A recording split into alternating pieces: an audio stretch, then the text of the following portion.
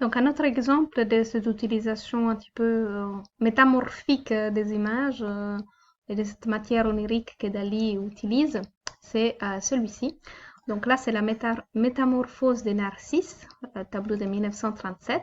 Alors, peut-être vous connaissez l'histoire des Narcisses, donc qui était celui qui était tombé amoureux de sa propre image, donc en se regardant justement dans un reflet. Donc ici, on a évidemment le reflet de l'eau et également ces deux formes qui se rappellent et qui se miroitent. Donc on a cette main à l'avant-plan qui tient une sorte d'œuf dans lequel est en train d'éclore une fleur. Et ici, on a donc cet œuf, il est craquelé, ou alors celle-ci, ça pourrait être la racine de la fleur, l'ombre. Donc il y a plein d'ambiguïtés dans cette image. On voit des fourmis qui sont en train de grimper sur cette main grisâtre. Est-ce que c'est une statue? Est-ce que c'est une vraie main? Et on voit que c'est la même forme qui se répète ici, où on peut reconnaître une figure plutôt humaine, mais qui a une tête qui rappelle la forme de l'œuf et qui en même temps ressemble plutôt à une noix avec des cheveux, etc. Oh, puis après, il y a plein d'autres éléments qui pourraient aussi nous faire penser à des Kirikome. Donc, cette damier, une statue, plein de détails. Donc, en général, les peintures de Salvador Dali sont assez riches de détails. Mais il y a donc toujours cette idée de transformation des substances, des choses, toujours d'avoir l'impression de reconnaître quelque chose et ensuite nous sentir trompés par cette transformation de l'objet. Donc c'est une stratégie que René Magritte utilisait aussi. Mais chez Salvador Dali, c'est vraiment plutôt la transformation, vraiment comme si c'était vraiment une métamorphose, c'est le bon terme qui est celui qui est utilisé par l'artiste lui-même. Ça va?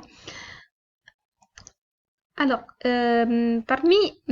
pourquoi je vous montre ceci? Donc, peut-être certains d'entre vous l'ont reconnu, c'est le célèbre Jardin des délices de Jérôme Bosch.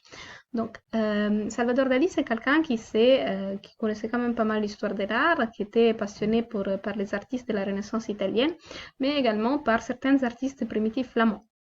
Alors, l'un des plus grands, si on peut dire, précurseurs, parce qu'on ne peut pas vraiment parler de ça puisque le surréalisme n'existait pas du tout, mais qui a en quelque sorte un petit peu activé une certaine façon de fonctionnement et aussi de transformation des objets, etc. Et des idées un petit peu folles, on va dire, c'est Jérôme Bosch.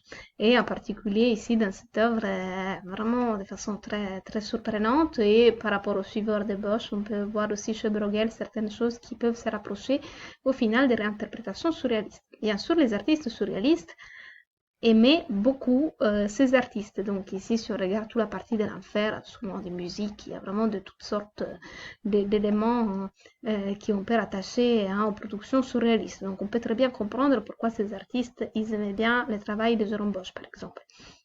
Alors ici, en particulier, Salvador Dali s'est inspiré de façon très explicite d'une figure qui se trouve dans le volet de gauche, qui est le volet qui représente le Seine, censé être une scène paradisiaque, et du rocher qui se trouve ici. Je vais vous montrer dans les détails. Donc ce rocher, c'est un rocher finalement qui est anthropomorphique, c'est-à-dire qui représente un profil humain qui est d'autant plus souligné par ces sortes de créatures qui sont en train de grimper, et comme celle-ci, cette sorte d'insecte, créature un peu monstrueuse qui se met dans une position qui pourrait être celle de l'œil avec ses pattes qui forment un petit peu des cils. Alors, cette image a été citée et réutilisée par Salvador Dali dans des tableaux, je m'excuse parce que la qualité de ce tableau n'est pas terrible, comme Les Grands Masturbateurs de 1929. On retrouve, vous voyez cette forme très similaire qui serait une sorte d'autoportrait de l'artiste. On a plusieurs types de cils ici, la couleur aussi jaunâtre, et on a cet aspect métamorphique donc qui est repris par Salvador Dali. Et ici, on a vraiment une fusion de plusieurs objets ensemble qui se transforment les uns dans les autres, qui peut rappeler notamment aussi les cadavresques que nous avons vus tout à l'heure. Donc c'est un peu le même procédé. Je vous montre en détail. Donc la couleur, je pense, originale, elle est plus proche de celui-ci que du précédent. Et là aussi, on retrouve des insectes, des fourmis qui grimpent. Donc il y a des éléments qui reviennent constamment, notamment la consistance des objets, les insectes, cette métamorphose d'une forme dans une autre. Et nous allons parler plus en détail un petit peu de ce tableau que tout le monde peut-être déjà vous connaît. C'est un tableau qui est tellement célèbre, qui a été reproduit dans tous les sauces. On a fait des tasses de t-shirts. Il a été reproduit aussi dans des Simpsons, si je me souviens bien.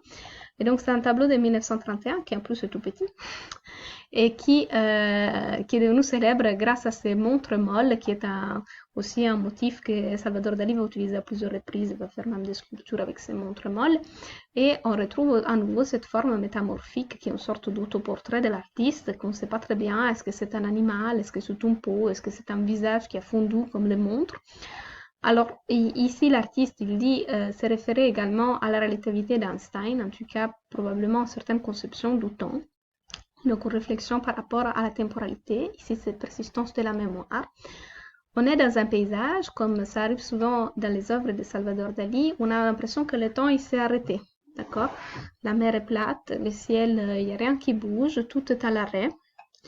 Et c'est souligné aussi par justement ces montres qui sont fondues. D'accord? On est dans un espace-temps figé, arrêté, dans un moment précis. Et en même temps, il y a la présence de ces insectes qui nous rappellent un petit peu une réalité, quelque chose d'inquiétant, quelque chose qui est en train de contaminer l'espace, quelque chose qui tout de suite fourmille, quoi, pour utiliser les bons termes.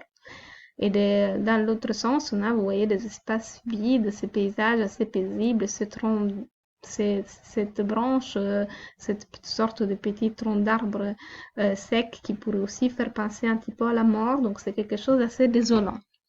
Alors, l'effet d'utiliser des fourmis, des mouches, des insectes dans ces tableaux, qui est quelque chose qui revient quand même systématiquement, ça peut bien sûr être reconduit à ce qu'on appelle un memento mori, c'est-à-dire un vanitas, quelque chose qui rappelle la mort dans les tableaux et qui rappelle un aspect très très concret, l'insecte, la peur. C'était l'abeille qui l'avait réveillé dans son sommeil, d'accord, par exemple. Mais ce n'est pas non plus les premiers qui utilisent les insectes dans l'histoire de l'art. Et comme je vous ai montré tout à l'heure, on sait qu'ils connaissaient les primitifs flamands. Alors, il n'y a pas que les primitifs flamands non plus, mais ces derniers ont utilisé souvent, par exemple, les mouches dans leur tableau. Donc ici, vous avez l'exemple de Petros Christus dans les portraits d'un Chartreux. On voit la mouche ici qui est posée sur les cadres du tableau, sur les cadres peints du tableau. Donc c'est un trompe-l'œil. Et ici à droite, vous avez les maîtres de Francfort qui nous représentent cette mouche que vous voyez, la proportion de la mouche par rapport aux deux portraits l'autoportrait de l'artiste et de sa femme. Elle est trop grande pour être une mouche qui est représentée dans les tableaux. Elle se trouve donc en trompe-l'œil sur la surface du tableau. Donc c'est comme si une vraie mouche s'était posée sur la peinture, sauf que la mouche est peinte. D'accord? C'est dans ce sens qu'on appelle un trompe-l'œil. On a l'impression que la mouche, elle est dans notre espace à nous de spectateurs. Alors, les historiens de l'art se sont penchés sur la question. Certains ont dit que c'était plutôt une sorte de façon de montrer les capacités techniques de l'artiste. D'autres ont dit qu'il s'agissait justement d'un memento mori, d'une vanitas, etc., de quelque chose de très concret, très réel. Et d'autres encore ont supposé que ce trompe-l'œil, que ces objets qui se situent dans cette surface entre l'espace du spectateur et l'espace du tableau, pourrait être une sorte d'espace de transition, puisque les peintures de l'époque étaient principalement des peintures religieuses. On avait l'espace sacré du tableau et l'espace de la réalité du spectateur, et on avait un seuil qui pouvait être représenté aussi par ce genre d'intervention qui s'est posé sur la surface peinte. D'accord? Donc il y a déjà une réflexion sur la surface de la peinture. C'est Salvador Dali, alors bien sûr ça peut faire référence à la mort, ce qui n'est pas étonnant dans ce genre de représentation comme on l'a vu aussi chez René Magritte, mais ça pourrait aussi faire le pont entre l'espace du réel et l'espace du rêve, puisque chez lui on est autour de ce discours onirique, donc c'est une possibilité. Mais pourquoi il y a cette utilisation des mouches et des fourmis? En même temps, je pense que c'est aussi une façon pour donner cet aspect un petit peu inquiétant. Après, comme il parle de l'éveil par rapport à l'abeille qui vole, etc., autour de la grenade, je pense que ce n'est pas une mauvaise interprétation de ces stratagèmes qu'il utilise. Pour conclure, pour faire un petit peu les points sur les choses que nous avons dit sur Salvador Dali, on peut dire que chez lui aussi, on a cet retour à l'ordre, une peinture avec une technique traditionnelle, c'est de l'huile sur toile figurative. On a plus de recherches esthétiques par rapport à René Magritte. On a donc cette utilisation des représentations métamorphiques, transformation, anthropomorphique, métamorphique, etc. La modification de la consistance des objets, par exemple des objets qui deviennent mous, et en conséquence leur fonction est compromise. Cette idée de fonction compromise, c'est quelque chose que chez les surréalistes revient souvent. Donc l'objet finalement, il n'est plus utilisable. C'est une machine célibataire. On revient toujours sur cette idée. Présence d'insectes, de fourmis et de mouches.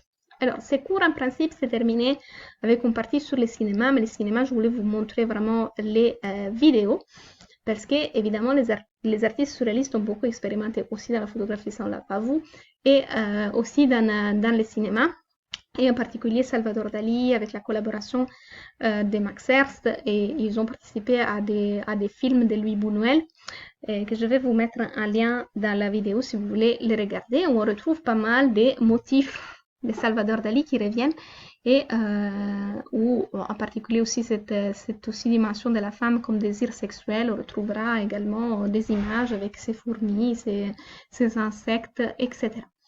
Voilà, je vous souhaite une bonne soirée.